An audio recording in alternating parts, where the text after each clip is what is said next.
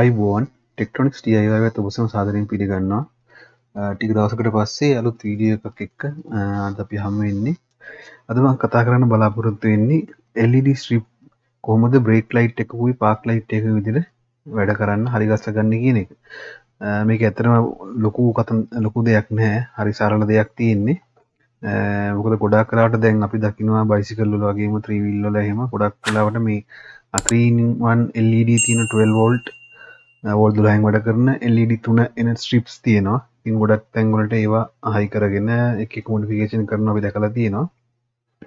ඒතර මෙන්න මේ වගේ ලයිට්ස් පාවිච්චි කරලා කොහොමද බ්‍රේක් ලයිට් එකකුයි පාක් ලයිට් එකකුයි නැත්තම් අපි තුමු බයික් එකකද මම මේක හදන්නේ බයික් එකට. බයික් එකේ බ්‍රේක් ලයිට් එක වෙනකොට මේක පාවිච්චි කරන්නේ කොහොමද කියලා දෙන්න තමයි අද හදන්නේ. එහෙනම් අපි දැන් වීඩියෝ එකත් එක්ක එකතු වෙමු. මුලින්ම මේකෙදි ඇත්තටම කරන්න තියෙන හරිම සරල දෙයක්. ඒ කියන්නේ අපි දන්නවා බ්‍රේක් ලයිට් එකේදී පාකින් ඔන් වෙන වෙලාවේදී පාකින් ලයිට් එක සාමාන්‍ය බ්‍රේක් ලයිට් එකට වඩා එළිය ටිකක් අඩුවෙන් තමයි පත්තු වෙන්නේ.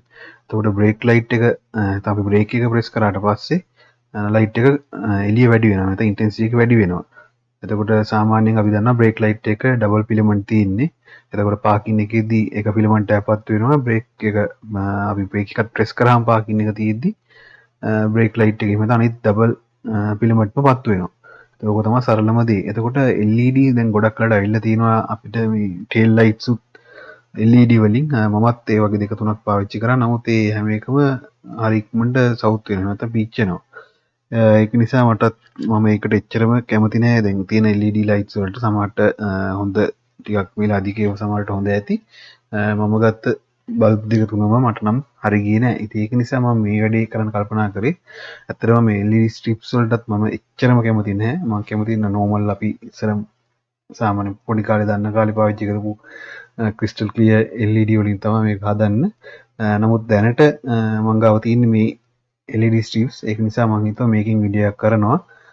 දෙවනුව අනිත් LEDs වලින් ටිකක් වෙනස් විදිහේ DIY මොඩිෆිකේෂන් එකක් කරන්න මම බලාපොරොත්තුවක් තියෙනවා.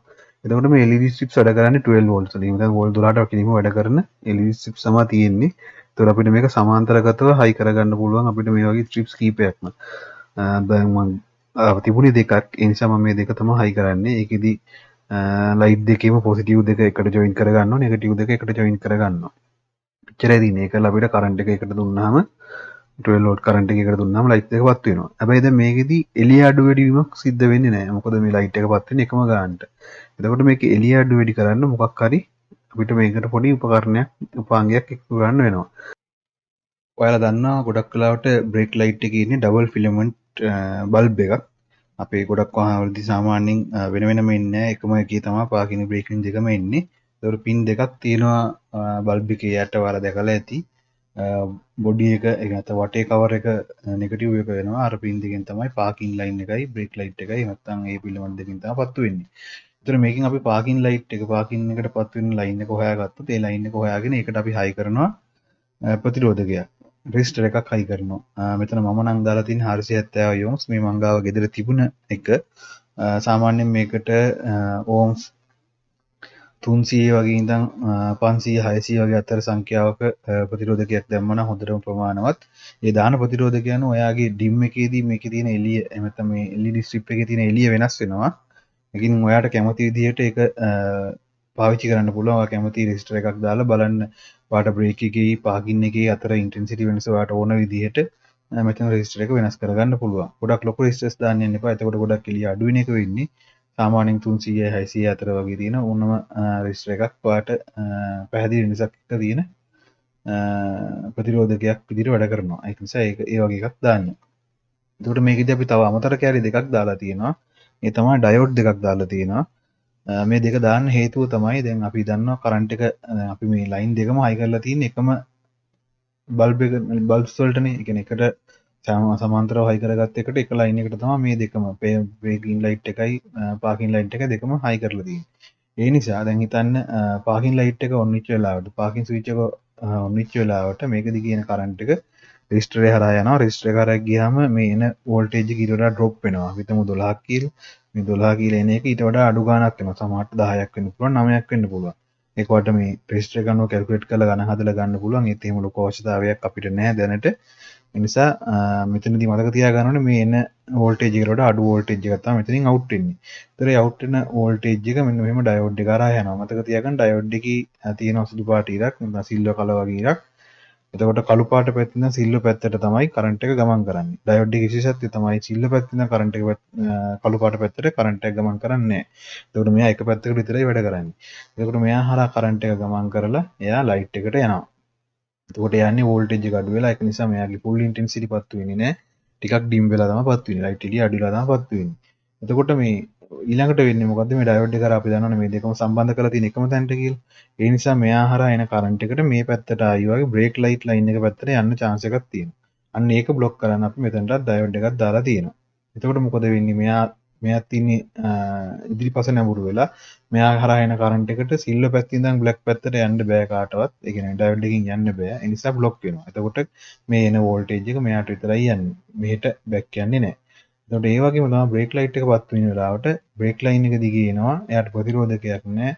එයා කෙඩීම ඒ 12 වෝල්ට්ම අරගෙන ගිහිල්ලා මේ ලයිට් එකට යනවා. එතකොට ලයිට් එක ෆුල් ඉන්ටෙන්සිටි එක මත ලොකුම දීප්තිමත් වෙන දැල්වෙනවා. අර වගේම තමයි මේ හරහා යන ඩයෝඩ් එකට මේ පැත්තෙන් යන්න ඉඩ තියෙනවා. ඒ කියන්නේ මේ හරහාත් කරන්ට් එක යන ඉඩ තියෙනවා. හැබැයි මේ ඩයෝඩ් එක දාලා තියෙන නිසා සිල්වර් පැත්තෙන් ඉඳන් බ්ලැක් පැත්තට කරන්ට් එක යන්නේ නැහැ. ඒ නිසා මෙතනිනුත් ඒක බ්ලොක් වෙනවා. ඒකින්ද මේ කරන්ට් එකත් කෙලින්ම මෙතනට එනවා. එච්චරයි මේකේ තියෙන සරලම සිද්ධාන්තය. ඊළඟට ඔයා දන්නවා බොඩි එක නෙගටිව් කොහොමද? එතකොට මේ බොඩි එක තමයි අපි මේ ලයිට් එක නෙගටිව් එකට දීලා තියෙන්නේ. ඔන්න ඔච්චරයි ඕකේ. අපිට දැනගන්න තියෙන්නේ. මේ IN 4000 ඩයෝඩ් දෙක දැම්මේ නැති වුණාට මේක වැඩ කරනවා. නමුත් මේ දෙක දාගන්න පුළුවන් නම් හොඳයි. එතකොට ඒක ඔයාගේ පරිපතේ ආරක්ෂාවට ඉතාමත්ම හොඳ දෙයක්. මේක නොදා හිටියා කියලා ප්‍රශ්නයක් නැහැ. මේක නොදා හිටියත් මේක වැඩ කරනවා. තව එකක් තියෙනවා. දැන් පාකින් ලයිට් එක පත් වෙලා තියෙනකොට බ්‍රේක් එක පත් වෙද්දි මොකද වෙන්නේ කියලා කටියට හිතෙන්න පුළුවන්. පාකින් එක වෙලාවේදී පාකින් එක පත් වෙන වෙලාවට ඩිම් පත්තු වෙනවා. හරි. එතකොට බ්‍රේක් එක පත් වෙනකොට ඔයාලා දන්නවා මේ ෆිලමන්ට් දෙකම පත් වෙනවා අපේ නෝමල් බල්බ් එකේදී. දැන් මේකෙදි මොකද වෙන්නේ? අපි බ්‍රේක් එක පෑගුවාම මේක හරහා කරන්ට් එක ගිහිල්ලා මෙයා හරහා 12 එක යනවා. එතකොට දැන් මෙයාගේ පැත්තෙන් ඩිම් ලයිට් එකක් එනවා. මෙයාගේ පැත්තෙන් ෆුල් කරන්ට් එකක් එනවා. එතකොට මෙයා අනිවාර්යෙන් ෆුල් කරන්ට් එක මෙයාට ලැබෙන හින්දා දීප්තිමත්ව දැල්වෙනවා. හැබැයි දැන් මෙයාට ප්‍රතිරෝධකයක් නැහැනේ. ඒ නිසා මෙයා අමාරුවෙන් මේ රෙසිස්ටර් එක හරහා මෙතනට කරන්ට් එක එවලා ඩිම් ලයිට් එක එවන්න ඕනේ නැහැ. එයාට මේ කරන්ට් එක මේ ලයින් එක දිගේ කෙලීම කරන්ට් එක එන නිසා මේක පත් වෙනවා. එතකොට ඒක නිසා පාකින් එක දාලා තියදී බ්‍රේක් එක පත් වුණා කියලා කිසිම ගැටලුවක් වෙන්නේ නැහැ. එයා ප්‍රතිරෝධකේ නැති තැනින්, ඒ කියන්නේ බාධාවක් නැත්තම් බාධාවක් නැති තැනින් යන එක ලේසියිනේ. එතකොට එයා මේක හරහා 12 වෝල්ට් ගිහිල්ලා මෙයා දීප්තිමත්ව දැල්වෙනවා. ඔන්න ඔක තමයි තියෙන දේ. දැන් අපි කොහොමද මේක සවි කරන්න කියලා බලමු. ඇත්තට මම මේක తాවකාලිකව අර මුලින් සඳහන් කරා වගේ සම්බන්ධ කරන්නේ ටික කාලයකට. ඒ නිසා මම මේක හොට් ග්ලූ වලින් ඉක්මනටම සරලව මට ආයි පහසුවෙන් ගලවන්න පුළුවන් විදිහට තමයි සවි කරන්නේ. අපි බලමු දැන් මේ කොහොමද මේ ටික කරන්න කියලා.